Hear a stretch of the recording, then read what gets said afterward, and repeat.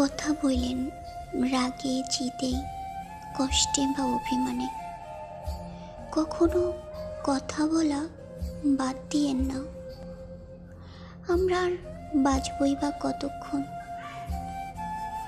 যার প্রতি ভীষণ অভিমান নিয়ে রাতে ঘুমাতে গেলেন, সকালে উঠে দেখলেন মানুষটা আর নেই।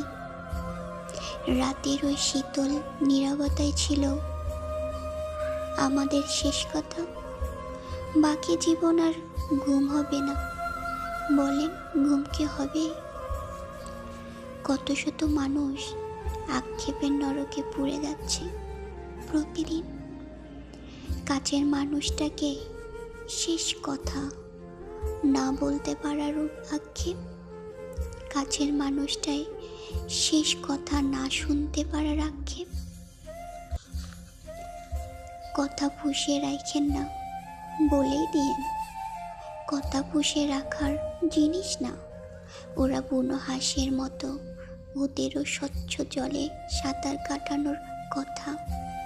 অভিমানের ব্যারিকেডে আটকে গিয়ে বুকের ভিতর বন্দি থাকতে ওরা বাঁচবে না। ঠোঁটের খামে করে কথা দিয়ে তার প্রাপকের কাছে পৌঁছে দিয়েন এই মুহূর্তে, এক্ষুনি, একটিবার। দেরি হয়ে গেলে দেখবেন চিঠিটা রয়ে গেছে, কিন্তু ঠিকানাটা আর নেই। এই চিঠি রাখা যায় না, ফেলে দেওয়া যায় না, আবার পৌঁছে দেওয়া যায় না। পুরো একটা জীবন বুক পকেটে ঠিকানাবিহীন চিঠির ভার বয়ে বেড়ানোর যে কষ্ট, তা কি বোঝানো যায়? বড্ড যন্ত্রণাদায়ক, বড্ড আফসোসের।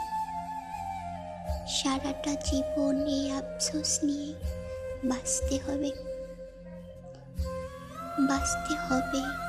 আফসোস নিয়ে। যে কষ্ট কাউকে বোঝানো যায় না, বলে প্রকাশ করাও যায় না।